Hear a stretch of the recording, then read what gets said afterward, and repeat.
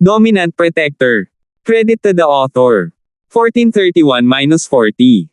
Ang mga pangalan po na nandito ay galing sa mga name generator. Kaya kung meron man pagkakatulad sa mga pangalan ng totoong tao o lugar, ito ay tunay na hindi sinasadya. Tumango si Cody at pinuntahan si Irving palabas ng silid. Dad, nandito ka. Maging si Irving ay nagulat nang makita ang kanyang ama dito. Tumango si Glade. Irving, ngayon, dalhin mo na ang gamit mo, sabay tayong babalik sa house hail. Maraming tao sa bar ngayon, kaya para maiwasang ma-eavesdrop, tumanggi si Glade na banggitin ang tatlong salita. Okay. Tumango si Irving, nandito na ang item na ito, pwede na tayo. Tara na. Alam ni Glade na ang mga paa ni Irving ay bali sa simula, ngunit ang pagtingin sa kanyang sariling anak sa isang wheelchair ngayon ay naging emosyonal siya. Naglakad siya sa likod ni Irving at personal na itinulak siya palabas ng bar. Cody, ipapaubaya ko sa iyo ang lahat dito. Boss, huwag kang mag-alala, gagawin ko ang lahat ng aking makakaya dito kapag wala si Master Bing. Mabilis na tumango si Cody. Pero tandaan mo sa mismong panahon na ito, dapat tayong manatiling mababa, huwag nang magulo muli. Iniutos ni Glade, may kasabihan, ang pagkompromiso ay gagawing mas madaling lutisin ang isang salungatan, ang matandang master ay kailangang ihiwalay sa lalong madaling panahon, dapat nating unahin ito at hindi lumikha ng anumang mga problema para sa kanya. Oo, boss. Naging seryoso ang mukha ni Cody, tila ang araw ng paglusob ng matandang master sa Sky Division ay sa wakas ay narito na kapag ang matandang master ay naging isang Sky Class Master, ang kabuuang lakas ni House Hail ay tumaasa ngayon, mas mabuti para sa kanila na manatiling mababa hanggat maaari. Tumango si Glade at lumabas ng bar kasama si Elderby at ang kanyang anak. Nang makarating sa kotse, sinamantala ni Elderby ang pagkakataon na buhatin si Irving mula sa wheelchair at ilagay siya sa likurang upuan ng kotse habang siya ay bumalik sa passenger seat. Ang mga dahilan sa likod ng kanyang pagkilos ay dahil kay Glade bilang magiging master ng House Hail. Pangalawa, si Irving ay itinuturing na isang mahalagang tao ngayon dahil sa kanyang kontribusyon. Kung ang pil na ito ay ang tunay na bagay, ang kanyang posisyon sa bahay ay tiyak na maa-upgrade, maaari pa siyang maging susunod na kahalili ng House Hail. Upang maiwasan ang anumang hindi gustong mga insidente, inutusan ni Hale Larkinsangayan ang driver na ibalik kaagad ang bahay Hale nang walang anumang pagkaantala.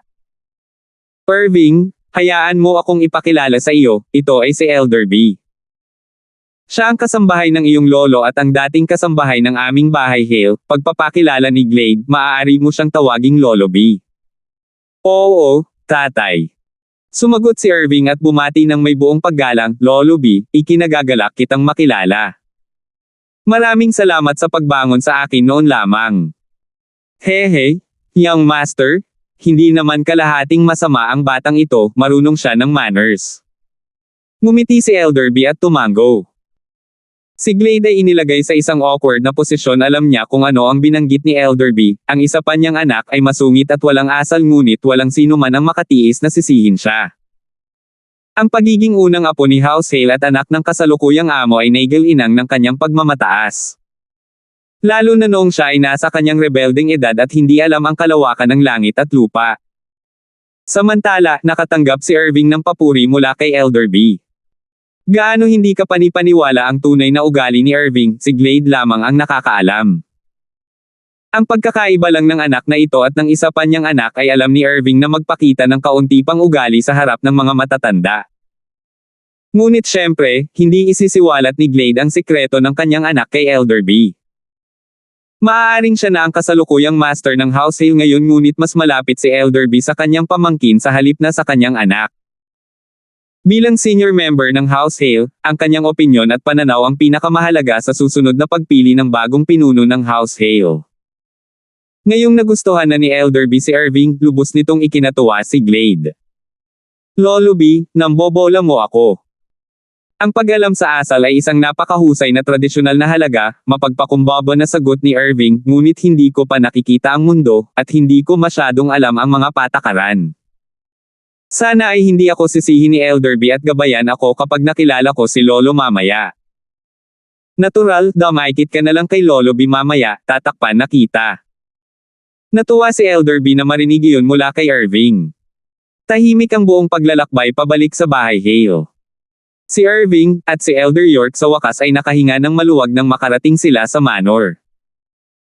Napakahalaga ng pil na ito kaya natakot sila na baka may mangyari sa kanilang pagbabalik sa House Hale ngunit parang hindi pa napansin ni House York na may nangyari. Marating lang ng sasakyan ang carport ng manor. Ang daan papasok sa bahay ay makitid at hindi angkop para sa mga sasakyan kaya lahat sila ay kailangang maglakad papasok habang si Irving ay kailangang nasa kanyang wheelchair. Si Irving ay natigilan sa tanawin ng manor kaya ito si House Hale. Kung maaari siyang manatili dito at maging bahagi ng mga Hale, gaano ito kasaya. Huminga ng malalim si Irving at nagpas siyang samantalahin ang anumang pagkakataong ibinigay sa kanya. Kung maaari siyang maging pinuno ng bahay Hale balang araw, sina Terence at Galton ay walang iba kundi mga langgam sa harap niya. Glade. Ito. Hindi makapaniwala si Glade na ang kanyang asawang si Darcy York ay nagkataong nandoon tinitigan niya si Irving nang may hinala. Halatang nalaman na ng kanyang asawa kung sino ang taong iyon. Naniniwala siya na sa mga koneksyon ni Darcy York, walang paraan na hindi pa niya nakuha ang personal na impormasyon ni Irving. Gayunpaman, dahil hindi nakipag-ugnayan si Glade kay Irving sa mga nakaraang taon at pinagbawalan ni Master Hale si Irving na bumalik sa bahay Hale pinili ni Darcy York na pumikit. Gayunpaman, sa pagkakataong ito, dinala ni Glade ang bastard na ito pauwi sa liwanag ng araw hindi ito naging komportable kay Darcy York. Darcy, ito ay Irving. Naniniwala akong alam mo na ang tungkol sa kanya. Kaya hindi na ako gagawa ng pagpapakilala. Biglang naging awkward si Glade at hindi alam kung paano ipapaliwanag. Mabuti. Glade, ginawa mo talaga ito sa pagkakataong ito. Malamig na ngumiti si Darcy York, akala ko ay tinalikuran mo na ang kalokohang pag-iisip mo nitong mga nakaraang taon, ngunit sino ang nakakaalam na talagang maglalakas loob kang ibalik siya. Madam, kung may sasabihin ka sa young master, hayaan mo na lang mamaya. Malamig na pinigilan ni Elderby si Darcy York, si master ang nagpatawag kay Irving dito, at dinadala ko siya upang makita ang master ngayon. Ano? Gulat na tanong ni Darcy York. Ito ay wala sa kanyang inaasahan gusto ni Lolo Hale na makilala si Irving. Dati ay naisip niya na si Glade ay dinala dito si Irving upang kumbansihin si Elderby na suportahan siya sa pag-akit sa kanyang ama na payagan siyang umuwi. Ngunit sino ang nakakaalam na siya ay mali? Darcy, gustong makilala ng tatay ko si Irving. Pag-usapan natin ito mamaya, okay? Naging mas matapang si Glade matapos malaman na malapit nang makapasok ang kanyang ama sa Sky Division. Sa oras na iyon, hindi na niya kailangang pakialaman ang ugali ng kanyang asawa dahil noon, parehong may Sky Class Master sa bahay sina House York at House Hale. 1432. Oh, okay. Walang magawang sabi ni Darcy. Nasabi na ng matandang nakatatandang Hale ang kanyang intensyon, at wala siyang magagawa bagamat hindi niya naiintindihan. Hindi ba't laging may ayaw ang matanda sa ginawa ni Glade noong bata pa siya? Hindi ba niya nagustuhan ang bastard na inaalagaan niya sa labas? Ito rin ang dahilan kung bakit hindi na inuwi si Irving dahil hindi ito sinuportahan ng matanda noong una ito ang dahilan kung bakit walang nagawa si Glade. Puno ng pagkalito ang mga mata niya habang nakatingin sa tatlo na umalis. She felt that something must be up. She came from a hidden house, so natural hindi siya tulala. Dahil ito ay isang bagay na iniutos ng matandang nakatatandang Hale, hindi siya maaaring pumunta lamang at magtanong sa kanya kailangan niyang maghintay. Irving, kapag nagkita kayo ng lolo mo mamaya kailangan mong magkaroon ng manners huwag kang magsalita ng hindi mo dapat sabihin. Binalaan ni Glade si Irving habang papalapit sila sa villa ng matanda. Huwag kang mag-alala tatay, hindi ko gagawin, maingat na tumango si Irving. Nauna na si Elderby at ipinaalam kay Old Hale, at bumalik kaagad pagkatapos, young head, Irving, hinihiling ng pinuno ng bahay na sabay tayong pumasok.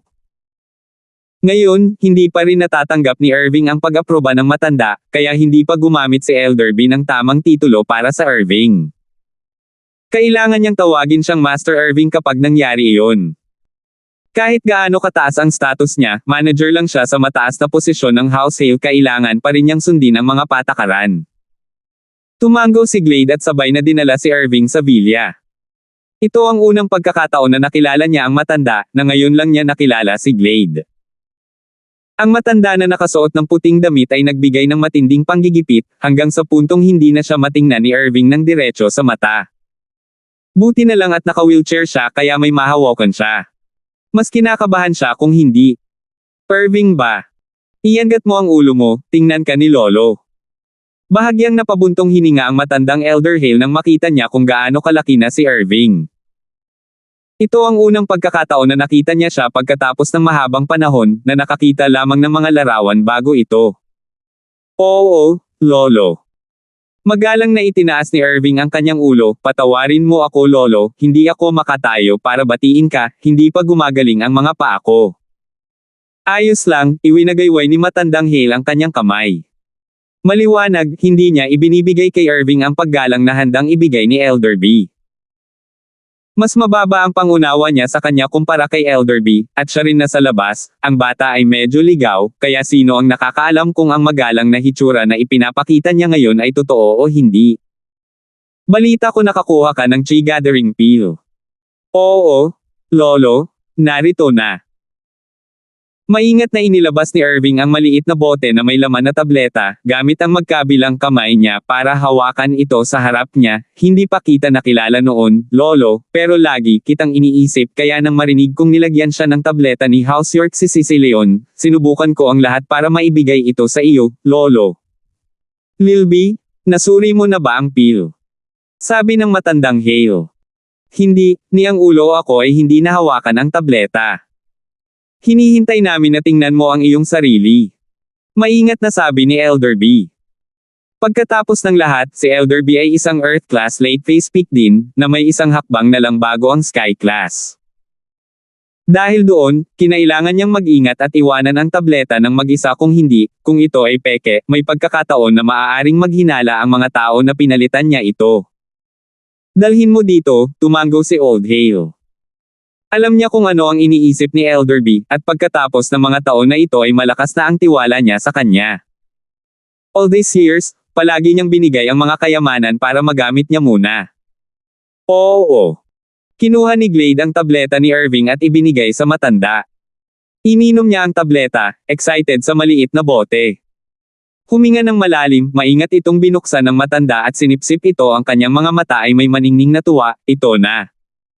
Ito dapat ang Chi Gathering Pill.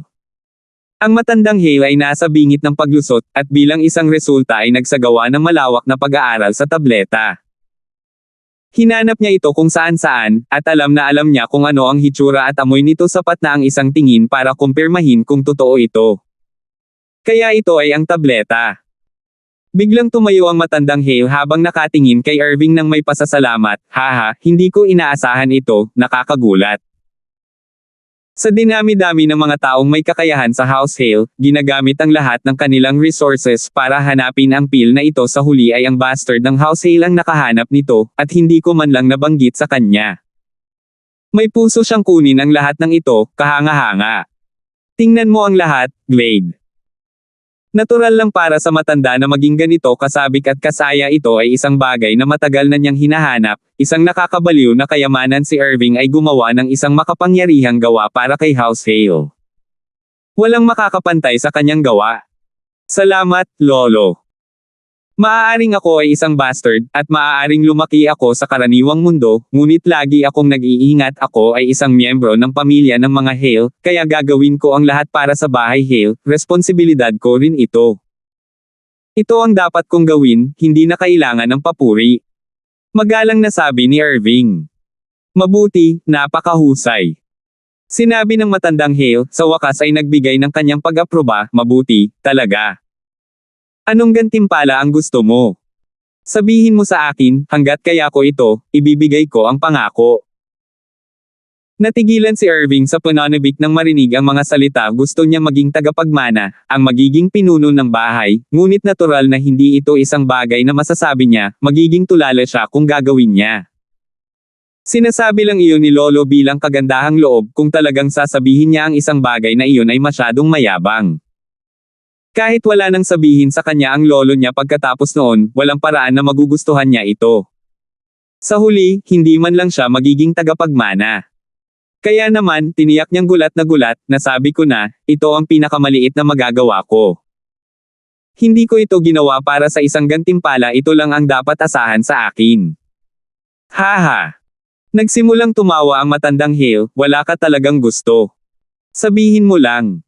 Kung gusto mong maging isang practitioner, o kung gusto mong bumalik sa bahay Hale, o baka. Para madala bilang susunod na tagapagmana.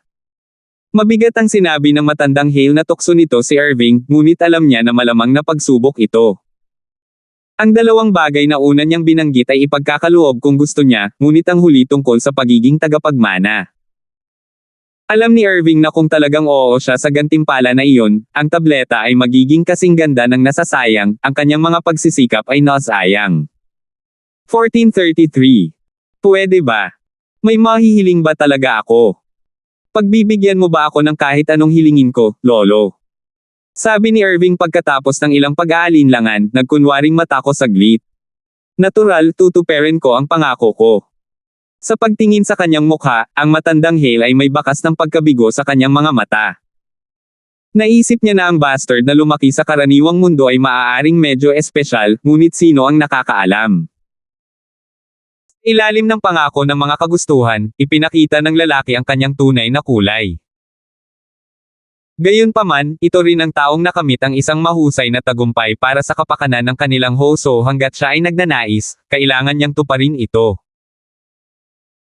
Ito ay hindi lamang mahalaga sa mga tuntunin ng kanyang reputasyon, ito rin ay isang bagay na kailangan niyang gawin para sa kapakanan kung paano siya nakikita ng ibang tao. Dapat bigyan ng reward ang sinumang nag-ambag sa House Hale. Kung gayon, gagawa ako ng isang kahilingan na maaaring mapangahas. Kinagat ni Irving ang kanyang mga ngipin, na para bang may sasabihin siya pagkatapos ng paulit-ulit na pag-iisip. Magsalita ka. Hindi nasiyahan ang matandang Hale, ngunit hindi niya iyon ipinakita sa labas. Lolo. Alam kong medyo hindi makatwiran ito, ngunit kailangan kong sabihin ito.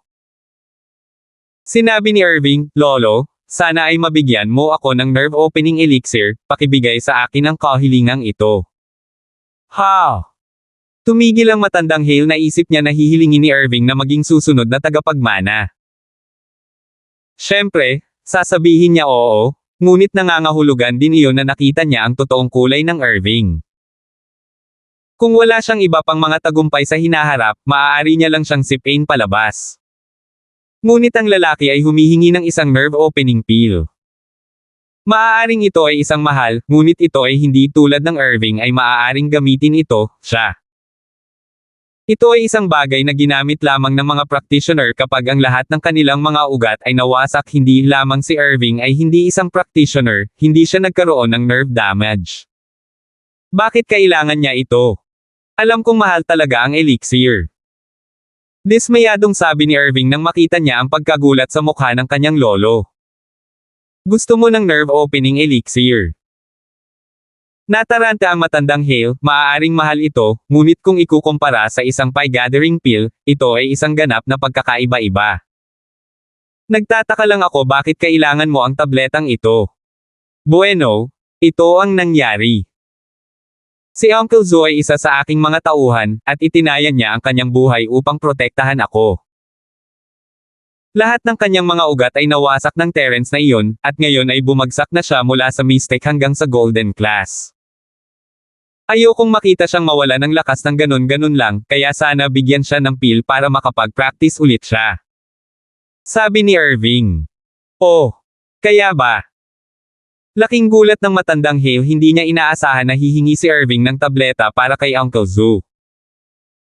Isang pagkakataong tulad nito, kung saan maaaring humingi si Irving ng anumang malaking bagay. At ibinigay niya ito sa iba. Dahil dito, lubusang muling suriin siya ni matandang Hale, baka napagkamalan niya talaga ang kanyang apo. Ito ay isang tao ng katapatan at pagkakaibigan. Mula sa paghahanap ng tableta at paghingi ng elixir para kay Uncle Zo, ito ay sapat na patunay ng kanyang pagiging hindi makasarili, at talagang naantig nito si Old Hale. Iba talaga ang bastard na lumaki sa common world. Oo. Sana ay pagbigyan mo ako, Lolo. Mataimtim na sabi ni Irving. Sige. Pagbibigyan ko ang hiling na ito. Ngunit ito ang dapat nating gawin sa unang pagkakataon, si Zo ang tagasunod mo na, ang ibig sabihin ay akin din siya. Ang pagbibigay sa kanya ng tabletang ito ay ang pinakamaliit na magagawa natin para managot. Tumango si Elder Hale, walang kwenta ang isang ito. Kung may iba ka pang gusto, sabihin mo.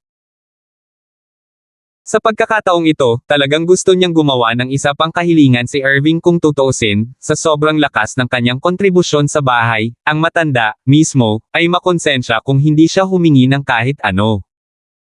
Bu, Lolo, wala na talaga akong ibang hiling. Sabi ni Irving pagkatapos ng ilang pag-iisip, umiling-iling. Irving, gusto mo bang maging isang practitioner? Biglang sabi ni Kuya B. Iyon. Siyempre gusto ko, pero lumampas na ako sa edad kung kailan pinakamabuting maging practitioner, huli na para sa akin. Mapait na ngumiti si Irving.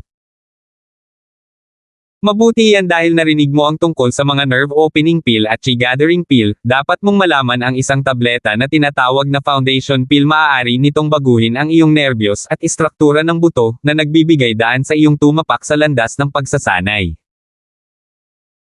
Bumaling si Elder B kay Old Hale, punong bahay, mayroon akong kahilingan. Gusto kong kunin si Irving bilang aking disipulo, mangyaring ibigay sa akin ang kahilingang ito. Oh! Lil B, handa ka na bang kumuha ng isang disipulo ngayon? Ito ay isang sorpresa sa napakaraming tao na gustong mapailalim sa iyong mentorship. Tinanggihan mo silang lahat para lamang ilabas ito sa iyong sarili. Tumingin sa kanya ang matandang Hale, nagulat. Si Irving ay isang taong may mabuting kalikasan sa kanyang kontribusyon sa bahay Hale. Siya mismo ang hinahanap ko sa isang disipulo. Sabi ni Kuya B. Dahil iyon ang kaso, gagawa ako ng desisyon para sa Irving dito at hahayaan si Irving na sundan ka sa sining ng pagsasanay. Tumango si Old Hale, bagamat medyo nabigla. Hindi sinabi ni matandang Hale kung sino ang susunod na tagapagmana, ngunit ang saloobin ni Elder B dito ay napakahalaga. Sa sandaling pumasok siya sa Sky Class, pupunta siya at ituloy ang mas mataas na Sky Arts. Nangangahulugan ito na ang lahat ng pangunahing bagay tungkol sa bahay ay mahuhulog kina Glade at Elder B. Kung sino man ang magustuhan ni Elder B, siya ang mag-aaruga sa kanya para maging susunod na tagapagmana. Tila si Irving ang may pinakamaraming pag-asa. Ngunit hindi niya pinigilan si Elder B. Dahil si Irving ay may dugong Hale, na may napakalaking kontribusyon kasama ang isang mabuting kalikasan, walang dahilan para siya ay pansamantalang pinalaki niya. Irving, batiin ang iyong Shifu. Si Glade ay nakakaramdam din ng hindi pagkakaunawaan, ngunit nalulula rin sa tuwa. Anak niya si Irving, at ngayong kinukuha na siya ni Elder B bilang estudyante, nangangahulugan iyon na patuloy na tataas ang status ni Irving. Maaari pa nga siyang magkaroon ng pagkakataon na maging tagapagmana. Pagbati, Shifu.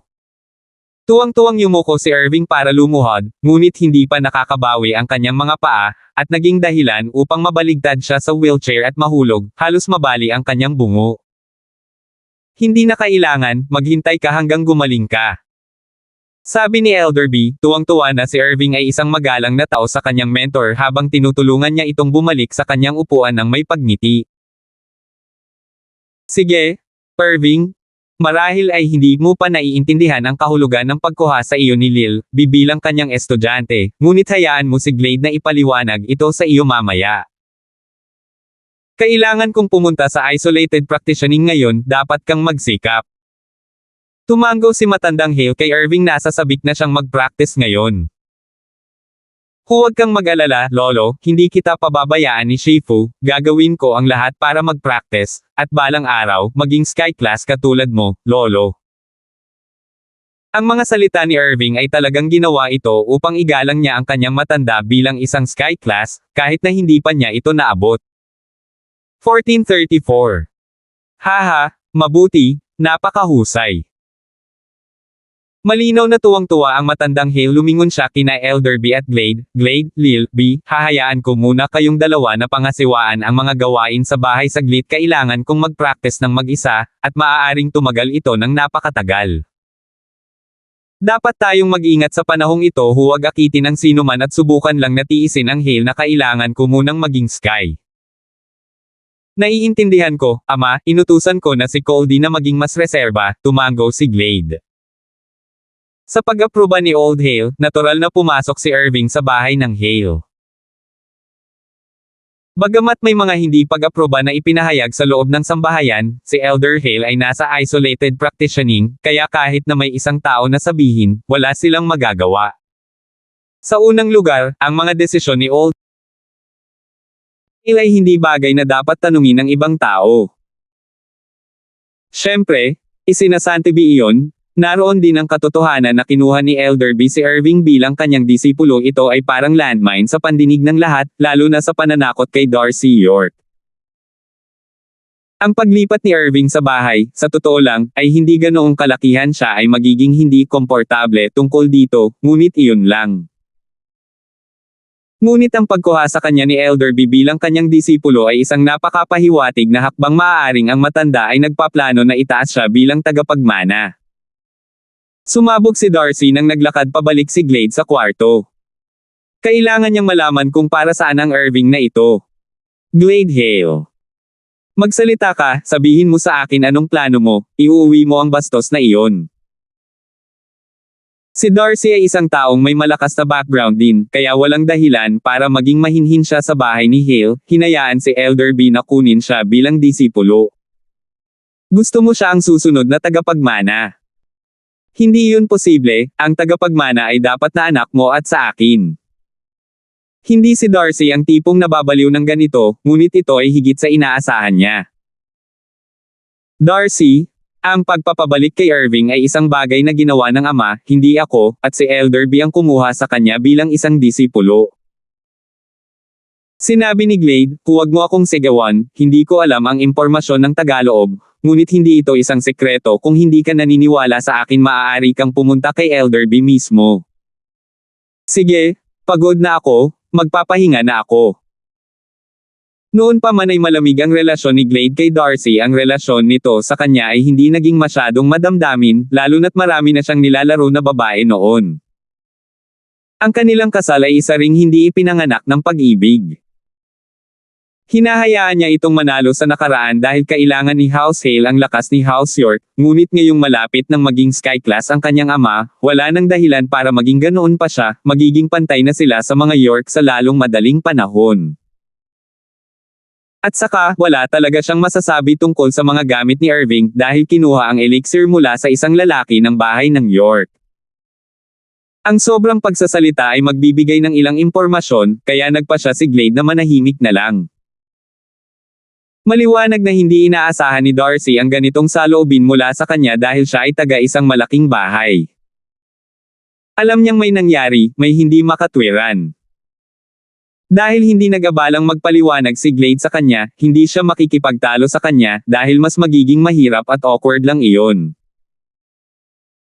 Ang napagpasyahan niyang gawin sa halip, ay tawagan ang kanyang nakatatandang kapatid. Ang kanyang ama ay palaging nasa hiwalay na pagsasanay, at isang Diyos na nagpoprotekta kay House York. Hindi siya madaling umalis sa paghihiwalay, at ang kanyang kapatid na si Alfred ang gumawa ng lahat ng desisyon para sa kanilang bahay. Hello! Boses iyon ng dalaga. Ning! Ikaw ba yan? Tita mo ako. Narinig ni Darcy na si Carla iyon. Ngumiti siya. Nandyan ba ang tatay mo? Kailangan ko siyang makausap.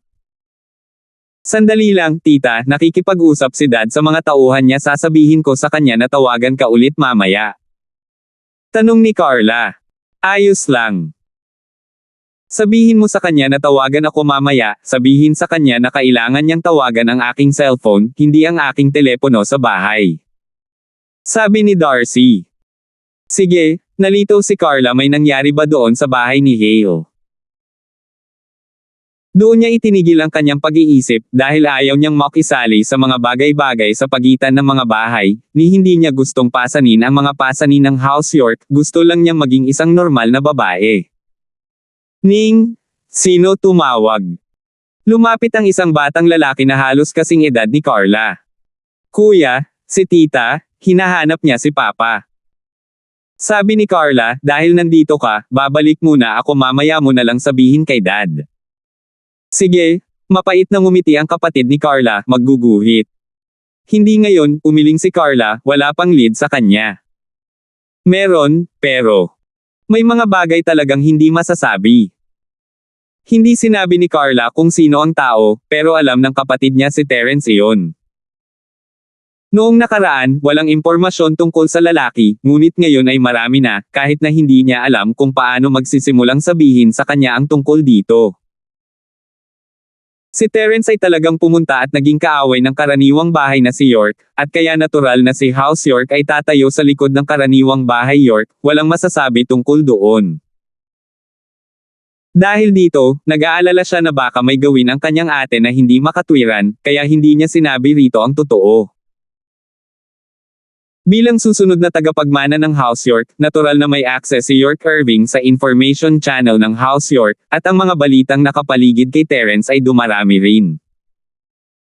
Ito ay nagpasaya sa kanya, ngunit inilagay din siya sa isang napakahirap na posisyon.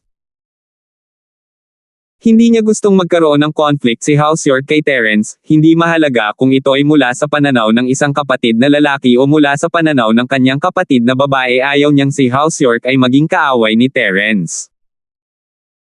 Ngunit hindi yun isang bagay na maaari niyang ipasya. Ang pinuno ng bahay ay ang kanyang ama, si Alfred, at ang karaniwang bahay na si York ay kumikita ng maraming pera para sa kanila. Hindi sila iginalang ng tagong bahay na si York, ngunit hindi sila basta-basta maiiwan kapag may nangyari sa kanila. Kung hindi, sino pa ang kikita ng pera para sa House York? Kaya't patuloy niyang sinisikap na palamigan ang negatibong balita tungkol kay Terence, hinayaan ang kanyang ama na ituon ang kanyang atensyon sa balita ng Chi Gathering Pill. Ang kanyang ama ay isa ng Earth Class late phase peak na may isang hakbang na lang mula sa pagiging Sky Class sa tabletang iyon, hindi na ito magiging panaginip. Kuya, may balita ka sa kanya. Saka bakit hindi mo sinasabi sa akin? Masayang sabi ni Carla habang nayuyugyug ang kanyang kapatid, halika, sabihin mo sa akin. Siya. Sa ngayon, malaking kalaban niya ang karaniwang bahay York. Napabuntong hininga si York Irving pagkaraan ng ilang sandali, nagpas siyang sabihin ang totoo. Hindi magandang itago ito sa kanya. 1435. Sabi ni York, na nabigla, kung gayon, ano ang dapat gawin? Maaari mo bang subukan na mamagitin sa kanila at ayusin ang mga bagay ng kaunti? Si Carla ay parehong nagpapanik at galit itong si Terence. Kailangan lang niyang piliin ang karaniwang bahay York na magiging kalaban niya, di ba? Ang paggawa nito ay magpapahirap sa pagitan niya at niya. Sinisikap niyang ipaglaban silang dalawa nitong mga taon, at habang walang anumang resulta, may pag-asa kung si Terence ay naging kaaway ni House York kahit ang pag-asa na iyon ay mawawala.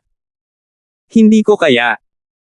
Mapait na ngumiti si Irving, sa Common House York. Ang isa ay namatay at ang isa ay nasugatan. Ang kanilang sama ng loob kay Terence ay napakalubha, kahit kami bilang Hidden House York ay hindi talaga mapipigilan ang bagay na ito. Hindi na natin sila kayang pabayaan ngayon, lalo na sa pagsasabi sa kanila na itigil ang pagnanasang maghiganti. Isang patay at isa ang nasugatan. Hindi inakala ni Carla na magiging ganito kaahas si Terence, pinapatay ang isa at sinasaktan ang isa.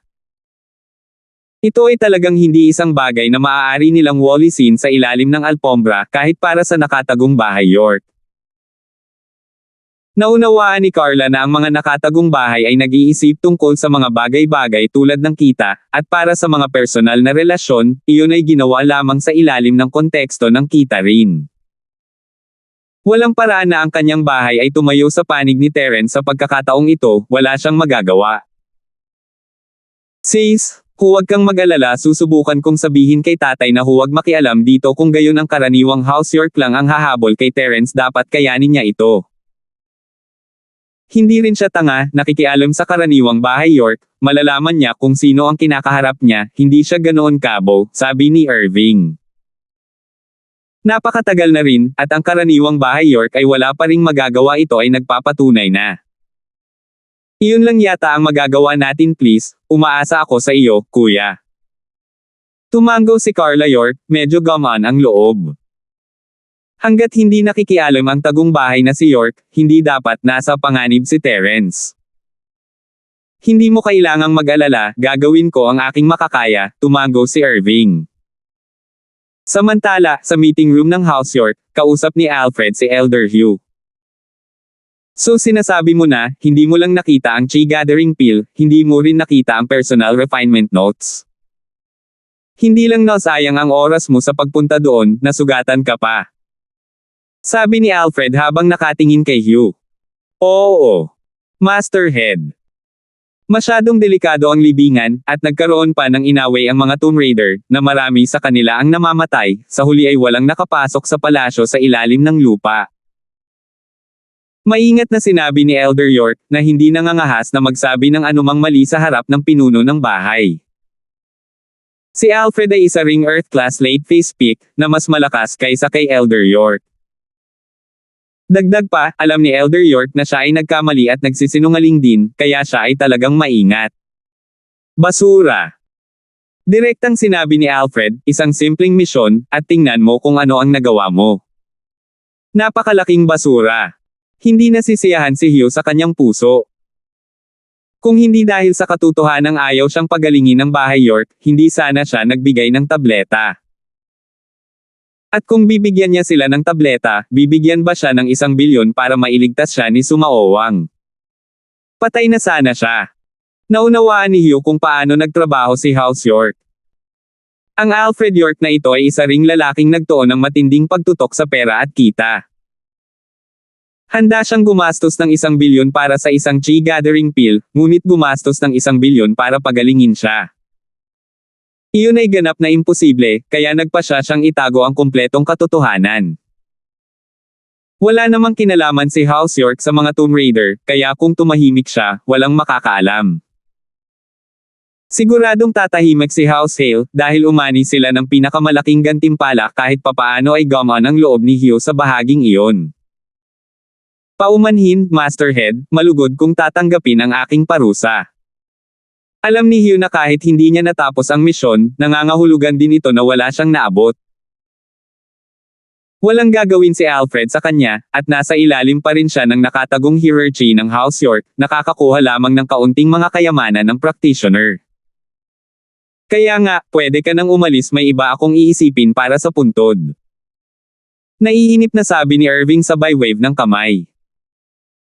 Gaya ng inaasahan, hindi niya siya pinarusahan, at nadismaya lamang ang tableta na matagal na niyang inaasam, ang tableta na sa wakas ay may mga leads dito at sa huli, wala. Ito ay tulad ng pagbalot ng sariwang dayami sa leeg ng kabayo, nakikita lang niya ito ngunit hindi kinakain. Oo. Sabi ni Hugh, masikip ang kanyang puso. Hindi naman magpapadala si Alfred ng ibang tao para pagnakawan ang libingan, tama ba? Ngunit kahit na ganoon, naalala ni Hugh ang makapangyarihang halimaw na iyon sa libingan, at hindi na nag-alala. Kung wala ang mga Tomb Raider na iyon, kahit isang Sky-class Master ay makapasok lang at hindi makaalis. Tumingin si Alfred kay Elder York na umalis, ang kanyang mukha ay madilim habang ikinakaway ang kanyang kamay, at isang malapit na katulong niya ang dumating. Tahimik siyang nagsalita, ano ang iyong mga utos, Masterhead? Leon, bantayan si Hugh. Sabi ni Alfred. Naiintindihan mo. Masterhead, pinaghihinalaan mo siya ng. Maingat na sinabi ni Leon. Tama, ang lumang bagay na ito ay nagmula sa karaniwang bahay York, kung tutuusin, hindi naman talaga tayo magkampihan. Nag-aalala ako na itinatago niya ang mga gamit para sa sarili niyang gamit, sabi ni Alfred, huwag mong hayaang mahuli ka niya, maghanap ka lang sa anino. Oo, Masterhead. Sabi ni Leon. Maaaring siya ay isang hamak na miyembro ng bahay, ngunit siya pa rin ang Earth-class middle phase peak, mas malakas kaysa kay Hugh. Hindi siya mapapansin sa kanya. Hindi nagdalawang isip si Claire nang matanggap niya ang tawag mula kay Galton, nagpasya siyang umuwi kasama niya para pagalingin ang mga sugat niya. Si Randy at ang ina ni Claire ay ayaw siyang pumunta, ngunit dahil nakapagdesisyon na siya, maaari na lamang nilang sabihin sa kanya na alagaan si Jaime, at tawagan sila pagdating nila. Malaki na ang anak natin. Emosyonal na sabi ni Randy. Tay, baka pwede din kayo ni nanay. Narinig kong sinabi ni Jaime na nasa bundok, maganda ang hangin doon at lahat, sabi ni Claire. Haha, mukhang maganda iyan, pupunta ako doon kapag mas matanda ako ng ilang taon. Tumango si Randy papunta na doon ang kanilang anak, walang saysay na manatili sila rito. Si Miss York naman ay may luha sa mga mata. Nandito sina Terence, Cheryl, Yasi, at Josephine para magpaalam. Lubos silang naantig sa mga pagsisikap ni Galton nitong mga nakaraang araw, at kahit na siya ay tagasunod lamang ni Terence, mayroon pa rin silang antas ng pagkakaibigan sa panahong ito. Kung may kailangan ka, hanapin mo lang ako, nakangiting sabi ni Terence kay Randy. Tito York, kami ni Galton ay magkapatid, sabihin mo lang sa akin kung may mali, na parang dumiretso ka sa kanya. Salamat, iingatan ko. Nakangiting tumango si Randy. Alam niya kung gaano kalakas si Terence kapag ang isang tao sa kanyang tabi, hindi niya kailangang mag-alala tungkol sa anumang bagay. 1436. Boss, ingatan mo ang iyong mga sugat. Bibisitahin ka namin ni Boss Terence. Malungkot na sabi ni Chester habang nakaupo sa kanyang wheelchair. Haha, huwag kang mag-alala sa akin, magiging maayos din ako sa sandaling bumalik ako. Sabi ni Galton, sinusubukan niyang ngumiti. Tumango si Terence, nagsasabi ng totoo si Galton sa kanyang sitwasyon, ang kailangan lang niyang gawin ay uminom sa fountain. Pagdating ng tren, pumunta sina Galton at Claire sa gate ng tiket. Pagkaalis lang nila ay umalis ang lahat sa istasyon ng tren. Pagkatapos pauwiin si Josephine, bumalik si Terence kasama sina Cheryl, Yasi, at Chester sa villa. Shield bro, nahanap mo na ba ang bunga ng fire spirit? Maligtas kaya si Trixie? Parang ang tagal ko na siyang hindi nakikita, at medyo nami-miss ko na siya. Wala nang nakikipaglaro sa akin. Medyo pananabik na sabi ni Yasi. Hindi, ngunit nakahanap ako ng impormasyon tungkol sa prutas. Maghahanda akong hanapin ito pagkatapos ayusin ang ilang mga bagay dito, sabi ni Terence. Maaaring magtagal ang prosesong ito, kaya sa panahong ito kailangan ninyong manatili sa bahay at alagaan ang inyong mga sarili. Hindi na kailangang mag-alala tungkol sa bagay na bodyguard, mayroon kayong Chester. Kaya dapat ay maayos kayo. Ngunit hindi ko siya gusto.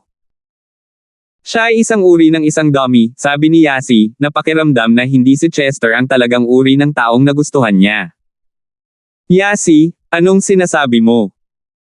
Sinipa ni Cheryl si Yasi bago lumingon kay Chester. Pasensya na, ganyan talaga si Yasi. Ayos lang, mas maganda ang hindi magustuhan ako. Hindi ko hahayaang magustuhan niya ako kahit na gusto niya ako. Sabi ni Chester na parang ito ang pinaka-natural. Medyo hindi nakaimik si Cheryl. Tama si Yasi, ang taong ito ay talagang isang dummy, hindi niya masabi na siya ang nagsasalita para sa kanya.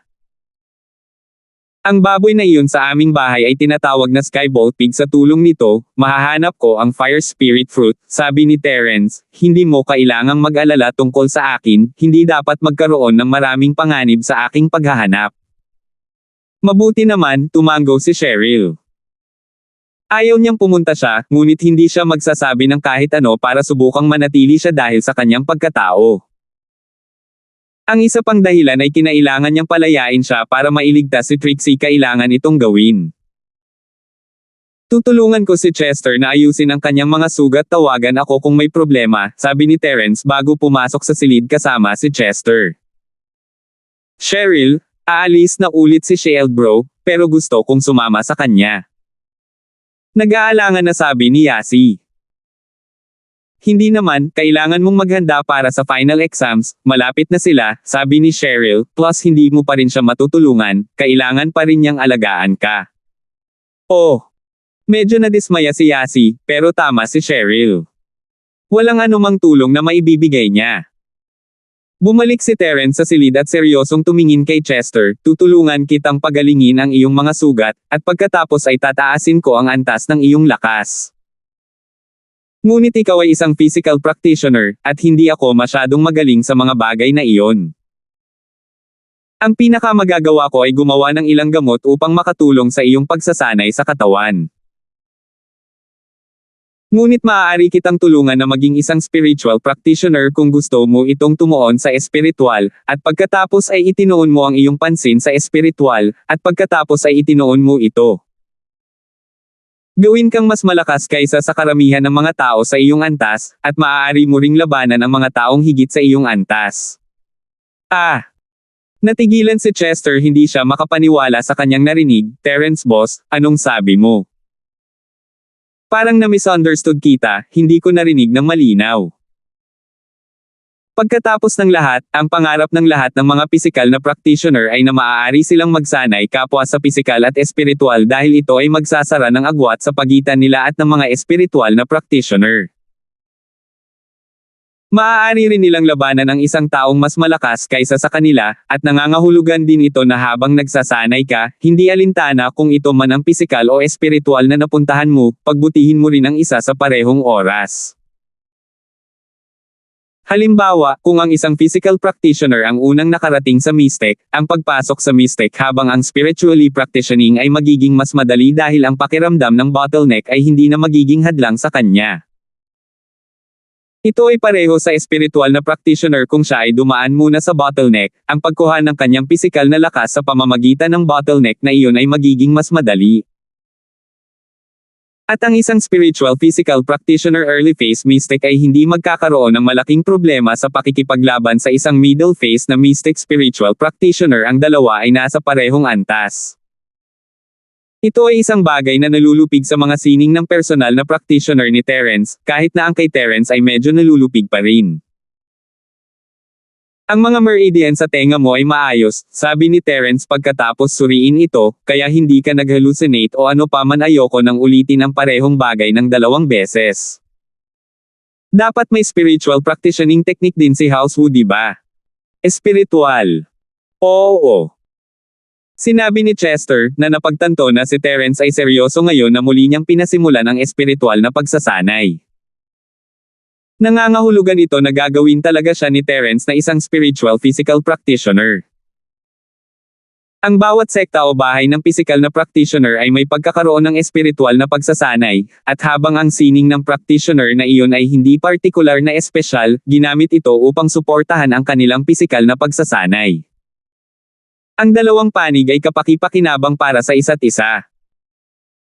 At ang ganitong uri ng karaniwang mga sining ng espiritual na practitioner ay hindi isang lihim o anumang bagay, at kadalasan ay hindi itinatago ng mga bahay ang mga ito kabilang ang Housewu.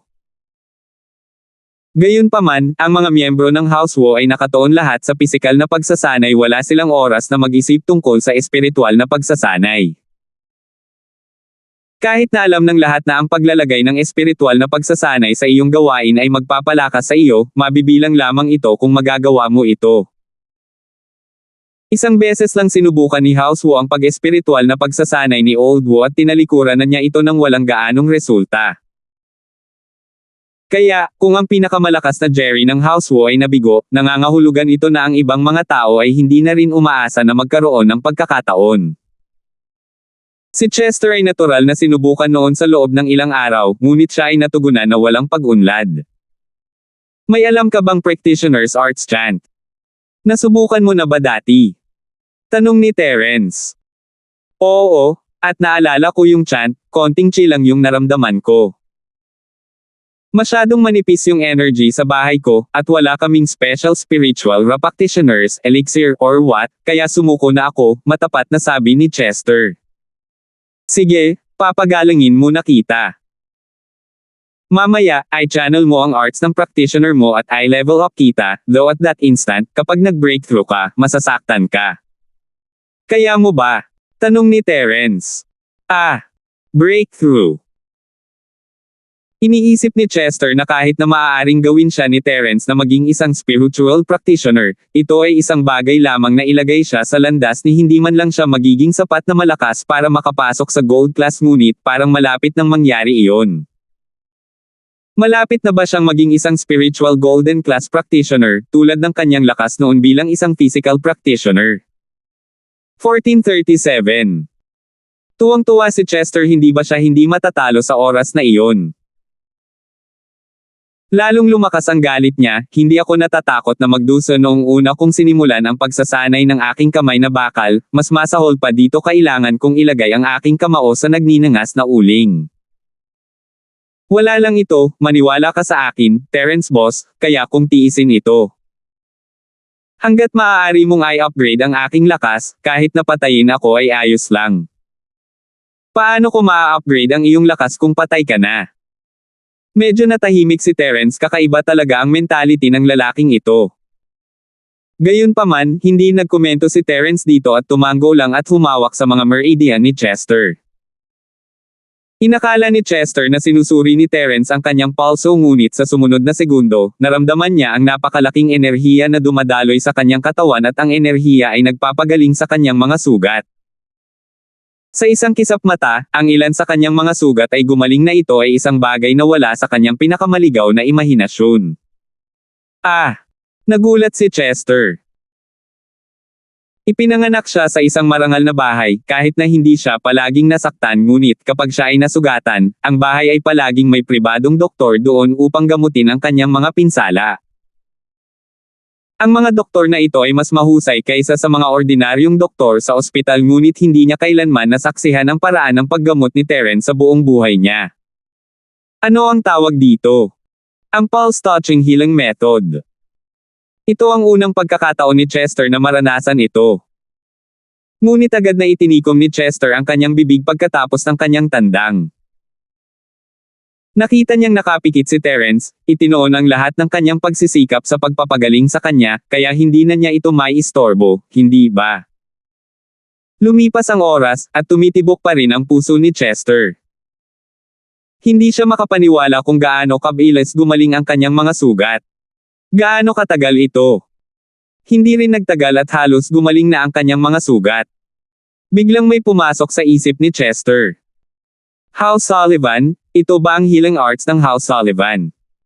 Hindi ba isa ito sa mga pangarap niya? Ang ipagamot kay Jelay ang kanyang mga sugat nang siya ay nasugatan sa hinaharap. Ngunit paano nalaman ni Terence ang healing arts ng House Sullivan? Pero, parang may kakaiba. Bagamat mukhang sining ng House Sullivan, maraming tao ang tinatrato ni Terence, hindi lang siya, di ba?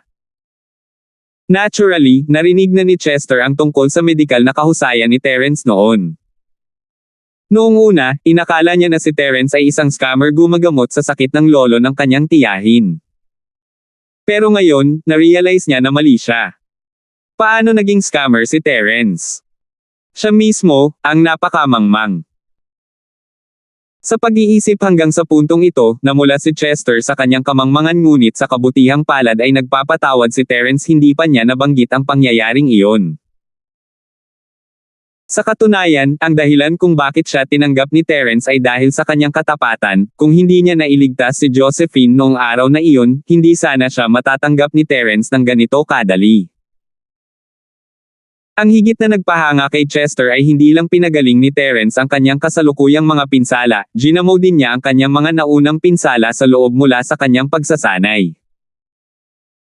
Gustong sumigaw ni Chester sa tuwa, ang kanyang mga amo ay napakalakas, ang isa ay malakas na, ngunit ang isa ay mas malakas kaysa sa isa.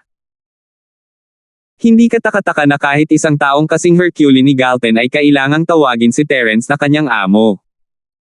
Walang sino man ang makakaila sa katotohanan ito. Simulan mong kantahin ang iyong espiritual na sining, binasag ni Terence ang kanyang katahimikan. Oh, okay. Nagulat si Chester at mabilis na sumagot. Hindi siya nang ahas na sayangin ang oras ni Terence at umawit ng kanyang espiritual na sining. Sa pagkakataong ito, naramdaman ni Chester na pinadalhan siya ni Terence ng makapal na purong chi. Pumasok ito sa kanyang katawan, at habang pabilis ng pabilis ang kanyang pag-awit, ang purong chi ay patuloy na pumasok sa kanyang katawan ng buong lakas. Ang dahilan kung bakit siya huminto sa pagsasanay ng kanyang espiritual na sining ay dahil ang dalisay na chi sa kapaligiran ay masyadong manipis at hindi niya kayang bayaran ang anumang mga kayamanan upang kumuha ng purong chi sa labas. Ngunit ang mga bagay ay iba na ngayon, ang dalisay na chi na ipinadala ni Terence sa kanya ay tila walang limitasyon. Hindi na siya nalilimitahan ng dami ng purong chi sa kapaligirang ito, at ang kanyang espiritual na lakas ay tumaas. Kahit na siya ay namangha at nasa sabik, si Chester ay hindi nang ahas na pabagalin ang mga bagay at hindi rin siya nang ahas na magpahinga, hindi siya handang mag-aksaya kahit isang patak ng purong chi. Sa oras na ito, bahagyang natarante si Chester, iniisip kung ano ang mangyayari kay Terence. Ngunit dahil pinili ni Terence na gawin ito, maaawa lang siya kay Terence kapag hindi niya tinanggap ang kanyang alok. Kaya naman, maaari lamang siyang magsumikap upang mapanatili ang bilis niya ngayon.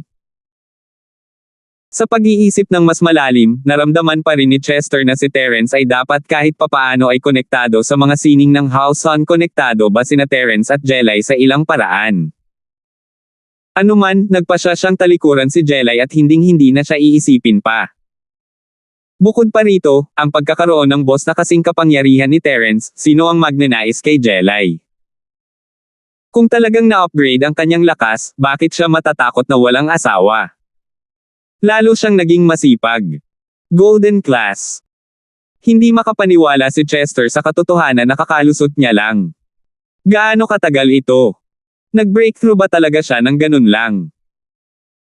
Ginugol niya ang buong pagkabata niya sa physical arts para maging Golden Class Master ngayon pero hindi man lang tumagal ng ilang oras ang spiritual arts niya para maging Golden Class.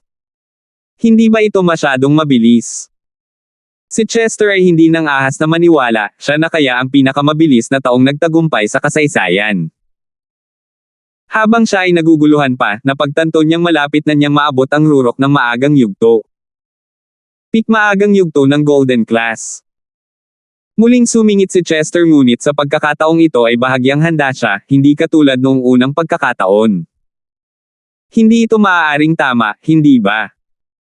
Ang kanyang espiritual na lakas ay lumampas na sa kanyang pisikal na lakas. Totoo ba ito? Nanaginip ba siya? Middle phase ng Golden Class. Sa wakas ay inamin ni Chester na hindi siya nananaginip. Peak mid phase ng Golden Class.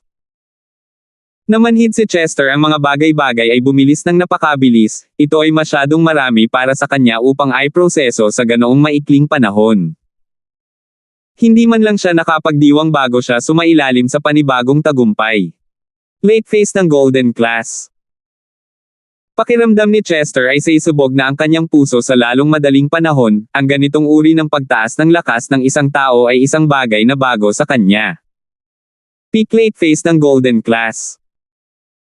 Pakiramdam ni Chester ay parang lumilipad siya sa langit dahil sa kagalakan ngunit hindi na niya subukang alamin kung ano ang nangyayari dahil ang lahat ay masyadong hindi makatotohanan. Kahit na naginip siya, napakasimpleng imposibleng mangyari.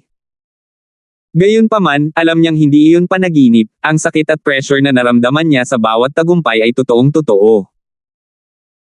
Ang proseso ay masakit, ngunit ito ay wala sa kanyang pisikal na pagsasanay, ito ay halos tulad ng paglalaro ng bata.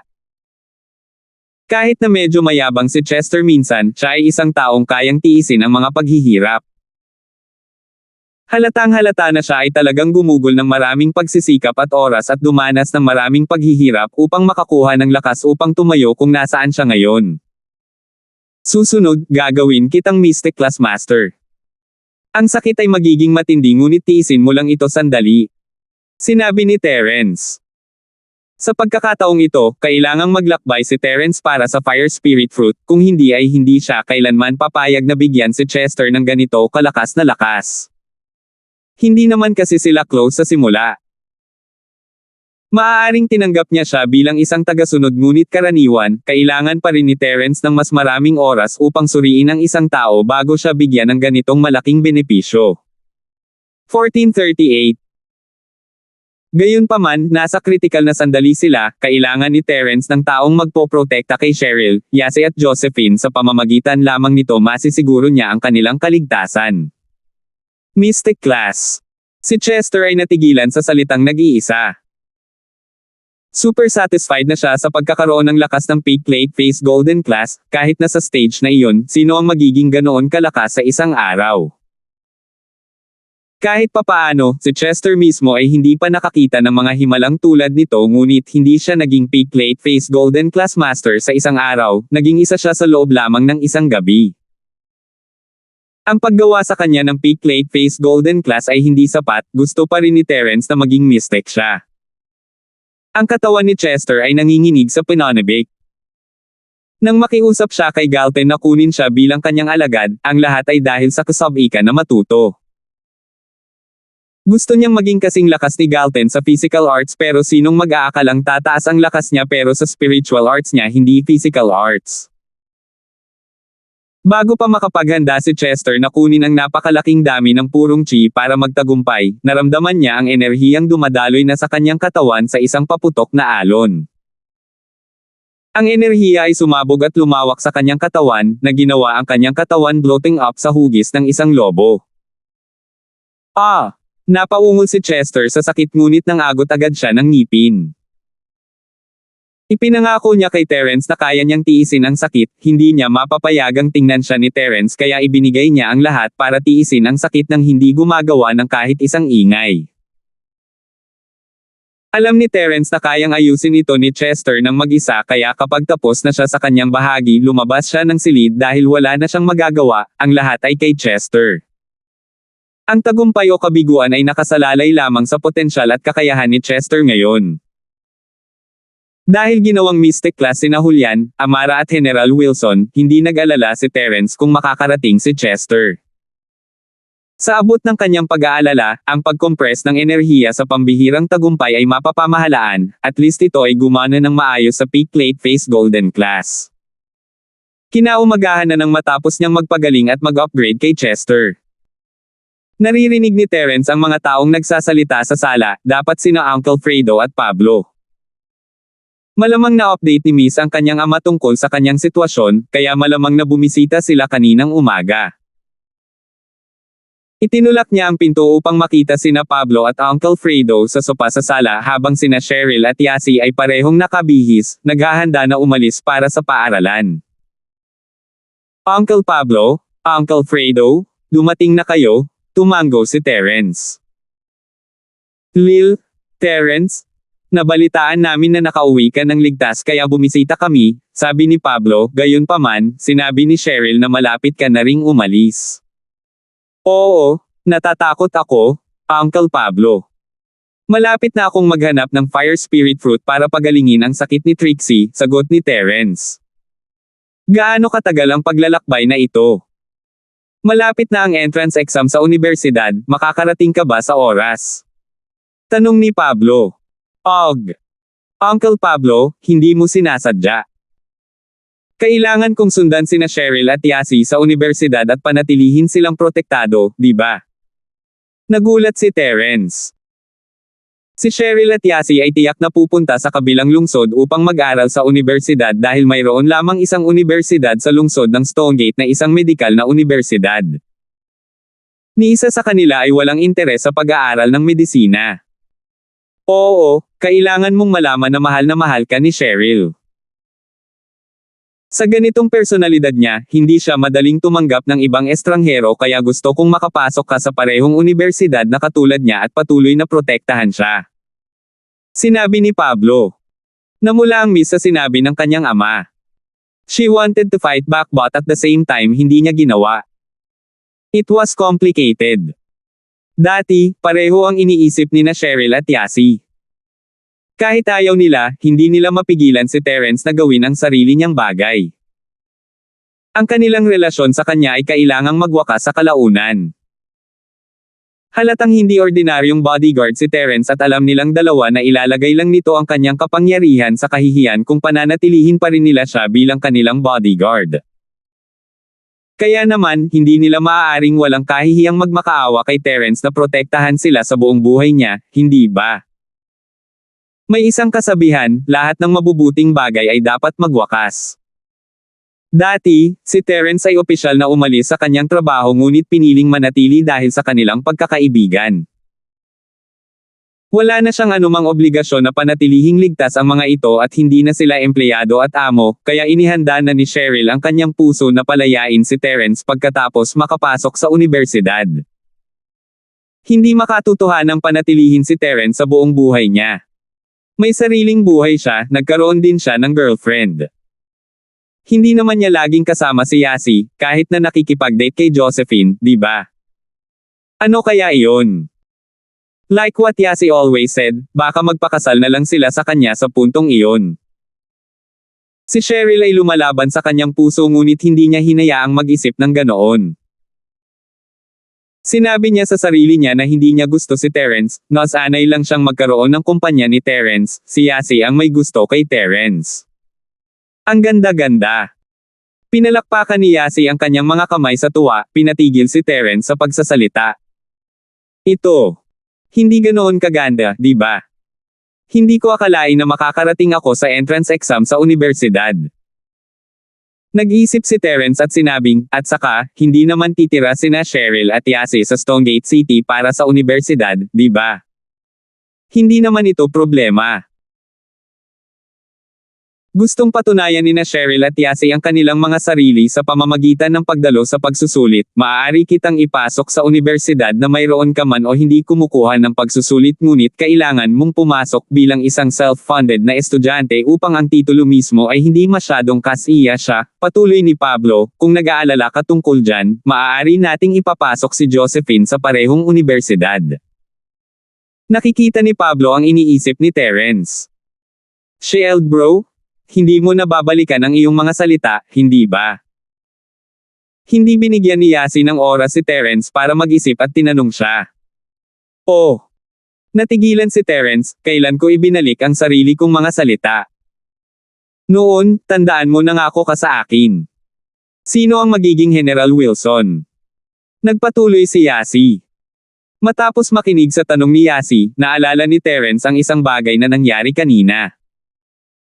Bigla niyang naalala ang eksenang nawalan siya ng lakas at aalis na sana sa kanyang trabaho. Kung ganoon ay deal na iyon. Kung maibabalik mo ang iyong lakas o maging mas malaki, kailangan mong manatili sa villa magpakailanman, samahan ako at si Cheryl says. Deal. Gusto ko ng pinky finger promise. Ha, okay. Walang makakasira sa pinky finger promise na ito, kung hindi, siya ay magiging General Wilson. Naalala niya ang pangako ni Yasi na samahan sila magpakailanman sa villa kung sakaling maibalik ang kanyang lakas. Nag-pinky finger pa siya promise. Hindi napigilan ni Terence na mapangiti, nakalkulo mo ba ito bago gumawa ng deal na iyon? Alam mo na kaya kung ibalik ang lakas ko. 1439. Medyo pinatahimik lang ni Terence si Yasi noon hindi niya inasahan na ganap na mababawi ang kanyang lakas at makakapag-breakthrough muli. Ngunit, ang kanyang mga salita ay naging isang pangako, at hindi siya ang isang madaling sumisira sa kanyang mga pangako, lalo na sa pagitan ng magkakaibigan. Oo, tama. Sinabi ko na, di ba, ako si Propeta Yasi. Tumango si Yasi, kung gayon hindi mo masisira ang iyong pangako. Pero, sabi namin sa villa muna ako tutuloy, di ba? Ibang lugar ang pupuntahan nyo para sa kolehiyo, at hindi na kayo sa villa, sabi ni Terence. Villa. Naisip ito ni Yasi, at nagkaroon ng ideya, kapag pumunta tayo sa ibang lungsod makakabili na lang din tayo ng villa, di ba Uncle Pablo? Si Pablo ang CEO na may malaking pera dito, kaya syempre tumingin siya sa direksyon niya. Gusto ni Pablo na manatili rin si Terence, kaya natural na tumango siya, syempre hindi ito problema. Iyon pa rin ang pinlano ko, kung hindi kapag binisita namin kayong lahat ni Uncle Fredo saan kami tutuloy. Pwede kayong manatili sa paaralan tuwing weekdays at bumalik sa villa tuwing weekend. See? Shield bro. Sabi namin villa noon pero hindi namin sinabi kung anong villa, so basta villa okay lang, right Cheryl? Tumingin si Yasi kay Cheryl, hinayla ang kanyang braso. Paano ko malalaman ang tungkol sa pangako mo sa kanya? Ayaw aminin ni Cheryl, pero masaya siya sa puso niya buti na lang magaling si Yasi sa mga ganitong bagay. Sige, dahil ito ay isang pangako, sa palagay ko ay sasamahan natin iyan, mapait na ngumiti si Terence, Uncle Pablo, ipaubaya ko na ito sa iyo, tungkol sa paaralan salamat. Hindi na kailangan ng pasasalamat ikaw na ang nag-aalaga kina Cheryl at Yasi, ako talaga ang nagpapagulo sa iyo dito. Ngumiti si Pablo, tama, kailan ka aalis? Kailangan mo bang maghanda para sa anumang bagay? Hindi naman, titingnan ko ang 2 araw na ito. Pagkatapos kong ayusin ang mga bagay-bagay dito, aalis na ako, ngumiti si Terence, wala rin mga paa ang prutas ng Fire Spirit, hindi ito makakatakas, kaya aayusin ko ang mga bagay-bagay dito at hayaang protektahan ni Chester sina Cheryl at Yasi. Mabuti yan, ngunit ang lakas ni Chester. Alam ni na Uncle Pablo at Uncle Fredo ang tungkol sa ginawa ng lalaki, at nagtiwala sila sa kanyang katapatan pati na rin tinanggap ang kanyang pag-iral, ngunit ang kanyang lakas. Walang problema doon. Ginawa kong Mystic Early Class ang kanyang spiritual practitioner, at isa na siyang spiritual physical practitioner ngayon. Hindi na siya mas mahina kaysa sa akin, sapat na siya para protektahan sina Yasi at Cheryl. Para kay Terence na pilit na pinapa-level up ang mga tao, narinig na ni Pablo ang tungkol dito mula kay Uncle Fredo noon, at hindi siya nabigla. Bagaman, ang paggawa ng mga tao sa Mystics ay partikular na bago para kay Uncle Fredo, maaari mong gawing Mystics ang mga tao ngayon. Hinabol ni Uncle Fredo ang mas mataas na lakas at taas sa kanyang nakaraan, ngunit medyo humina ang kanyang ambisyon. Gayunpaman, ang pagtaas ng kanyang lakas sa susunod na antas ay palaging isang magandang bagay para sa kaligtasan ng Pablo at Cheryl. Oo, ito ay isang bagay na nalaman ko noon sa puntod. Sinubukan ko ito kina Amara at Julian at napatunayang gumagana ito. Kaya kung libre ka mamaya, pumunta ka sa villa at lalakasan ko rin ang iyong lakas. Masasabi ni Terence kung ano ang iniisip niya. Sige. Ipapadala ko ang mga babae sa paaralan at babalik. Talagang inaabangan ito ni Uncle Fredo pagkatapos ng lahat ito ay isang bagay na nais ng lahat ng practitioner. Ngayong nakita na ni Pablo si Terence, at natiyak ang kanyang mga plano, umalis siya kasama si Yasi, Cheryl. Ipapapasok siya ni Uncle Fredo sa trabaho at ang mga babae sa paaralan. Samantala, si Terence ay nanatili sa villa, naghihintay na magtagumpay si Chester. Kailangan niyang naroroon para magbigay ng proteksyon, dahil natatakot siyang baka may pumasok at saktan siya. Siya ay nasa isang estado kung saan siya ay lubhang mahina, pagkatapos ng lahat. Bumalik siya sa silid upang makita si Chester na nakaawang nakayuko at hubad na pinupulot ang kanyang punit na damit. Mukha siyang awkward nang pumasok si Terence. Terence boss, hindi ko sinasadyang nasira ang damit ko nang masira ko. Ah. Normal lang yan, nangyayari rin sa ibang tao. Hindi nagulat si Terence. Kumuha ka ng sando at isuot mo pareho tayong lalaki, ano ang ikinahihiya mo? Hindi naman sa. It's just that my down there is a little small. Nahihiyang sabi ni Chester, natatakot akong pagtawanan mo ako. Lumapit ka sa akin pagkatapos mong magka-girlfriend, aayusin ko iyon para sa iyo at palalakihin. Magsuot ka lang ng damit. Walang imek na sabi ni Terence. Ano? Kaya mo yan. Salamat, Terence boss. Tumalon si Chester, na mas masaya pa kaysa sa nabasag niya, at naghanap siya ng maisusuot. Ano ang pakiramdam mo? Tanong ni Terence. Talagang kamangha-mangha ang pakiramdam ko. Hindi ko inaasahan na maabot ko ang mystic at ngayong isa na akong spiritual physical practitioner ay pakiramdam ko ay kaya ko pang labanan ang aking lolo ngayon. Sinabi ni Chester, ang pakikipaglaban kay Uncle Zo ay wala ngayon. Oo, pero pag-uusapan natin iyan pagkalipas ng 2 araw kapag naging matatag ang iyong kapangyarihan. Sa totoo lang, isa ka pa rin ngayong golden class early phase in terms of true strength, dahil ang sining ng iyong practitioner ay ginagamit lamang para suportahan ang iyong physical practitioning. Wala talaga itong offensive capabilities kaya kailangan mong magtrabaho mag-isa para makapag-ehersisyo ka. Sabi ni Terence, na may buong pag-unawa sa kanyang sitwasyon. Ang isang espiritual physical na practitioner ay palaging may isang panig bilang pangunahing lakas at ang isa bilang suporta. Ang bilang ng mga tao na may magkabilang panig sa parehong antas ay talagang napakaliit. Hindi talaga pumunta si Terence para sa physical practitioning dahil hindi siya isang art na angkop para sa kanya, kaya ginamit na lang niya ang spiritual practitioning bilang kanyang pangunahing bagay. Naiintindihan ko. Huwag kang mag-alala Terence boss, alam ko ang limitasyon ko at hindi ako mababaliw. Tumango si Chester, magsisikap akong patunayan ang aking pisikal na pagsasanay. 1440. Tumango si Terence, kung gayon, hindi kita iistorbahin, maaari kang pumunta sa guest room para mag-practice. Lumapit ka sa akin kapag ang iyong pisikal na lakas ay mystic early phase din. Iyan ay. Oo. Kinagat ni Chester ang kanyang mga ngipin. Naisip niya na ito ay napakahirap, ngunit sa pag-iisip kung paano nagawa ni Terence na gawing isang mystic spiritual ang isang ordinaryong physical practitioner, napagtanto niya na iyon ay napakahirap din. Bagamat sa panahong iyon ay tila madali, hindi masasabi kung gaano kalaki ang pagsuko ni Terence para mangyari ito. Pakiramdam niya, ang pilit na pagpapalakas sa isang taong tulad nito ay hindi kasing simple ng tila. Walang sinabi si Terence, ngunit tiyak na ito ay isang malubhang pagsubok, kaya lubos siyang nagpapasalamat sa kanya. Ipinangako rin niya sa sarili na kailangan niyang magsumikap at huwag sayangin ang ibinigay sa kanya ni Terence. Sige na, tumango si Terence, mayroon siyang magandang damdamin tungkol kay Chishan ngayon ang lalaki ay puno ng positibong enerhiya, at lubos siyang nasisiyahan sa kanya. Habang nag-practice si Chester, may nakaparada na itim na SUV sa harap ng Floating Cloud Bar, at ang unang bumaba ay si Irving. Oo, naglalakad siya palabas. Hindi na niya kailangan ang wheelchair at kaya niyang maglakad mag-isa.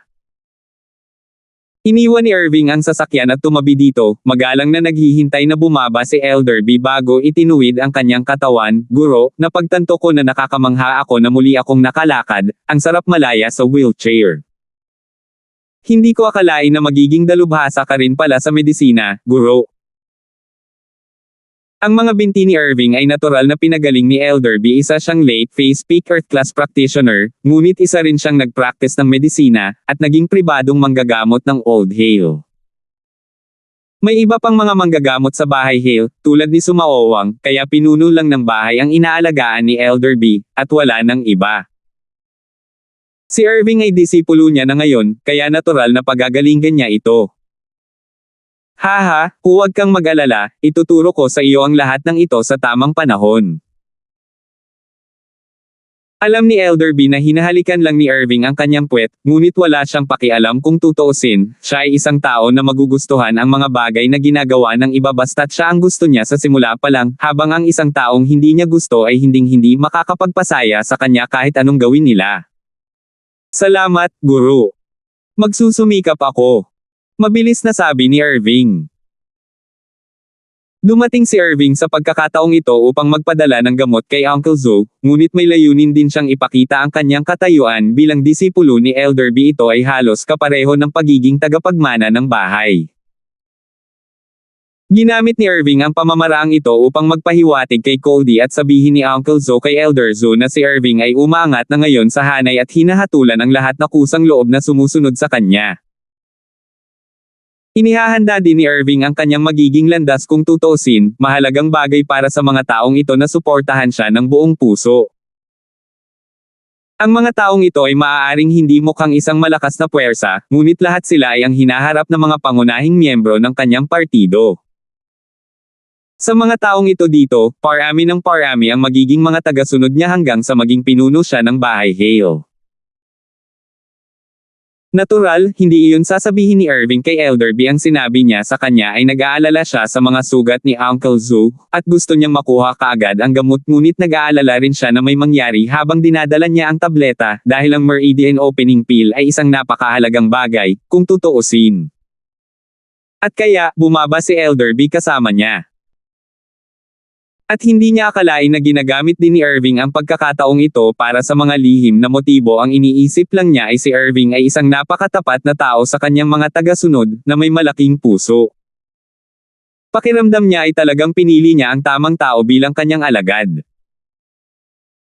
Ito ay isang lalaking may magandang kinabukasan. Kung siya ang magiging tagapagmana, siya ay magiging mabait at mapagbigay sa kanyang buong bahay. Hindi pa bukas ang bar, at naroon ang mga waiter, naghahanda at naglilinis ng lugar.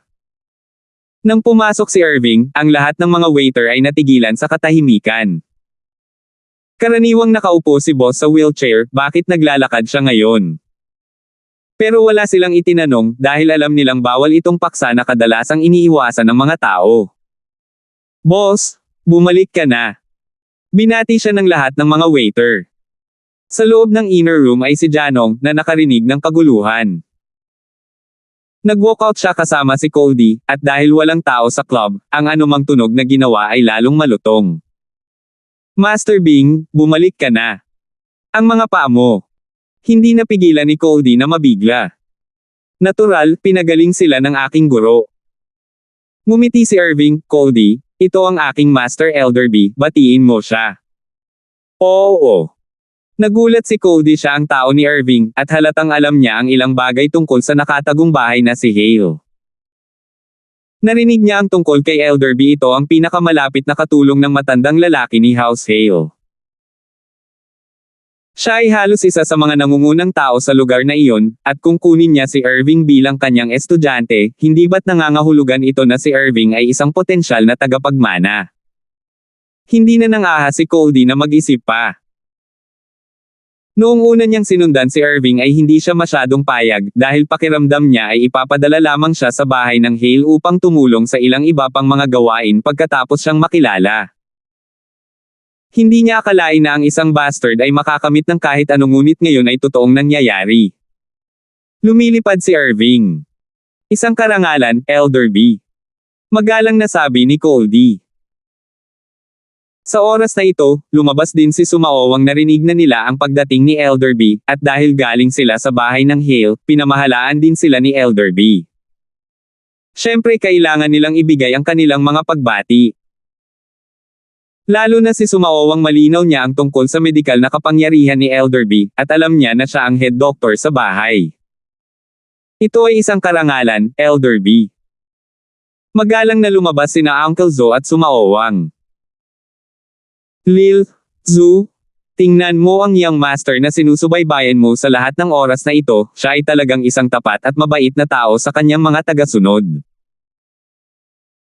Si Elderby na ngayon ang mentor ni Irving, kaya natural na tutulungan niya siya dito kasama ang kanyang circle of followers. Alam mo kung ano ang sinabi ni Irving nang tanungin ng pinuno ng bahay kung ano ang gusto niya para sa napakalaking kontribusyon.